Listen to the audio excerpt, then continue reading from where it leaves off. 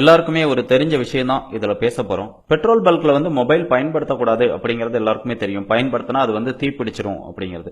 அது மட்டும் இல்லாம இப்போ எல்லாருக்கிட்டயுமே ஸ்மார்ட் போன் வந்துருச்சு. ஸ்மார்ட் போன் வந்தது அப்படின்னா எந்த நேரமே நம்ம வாட்ஸ்அப், ஃபேஸ்புக் இதெல்லாமே பார்த்துட்டு இருக்கோம். இதனால என்ன பண்றோம், நம்மளுடைய மொபைல் டேட்டா ஆஃப் பண்ண மறந்துடுறோம். இந்த மொபைல் டேட்டா ஆன்லயே இருக்கிறதுனால அந்த மொபைல்ல இருந்து வெளியே வரக்கூடிய எலக்ட்ரோ மேக்னெட்டிக் ரேடியேஷன்னால நம்ம பெட்ரோல் போடும்போது அந்த பெட்ரோல் ஆவியாகி வரும்போது இந்த 2 நாள என்ன ஆகும், அந்த பெட்ரோல் தீப்பிடிக்கிறதுக்கு ரொம்ப வாய்ப்பு அதிகமா இருக்குது. அந்த மாதிரி நடந்த ஒரு நிகழ்வை தான் இந்த வீடியோல நாங்க காட்டுறோம். இந்த வீடியோ பாத்தீங்கன்னா கடந்த வாரம் 23ஆம் தேதி நடந்த நிகழ்வு தான்.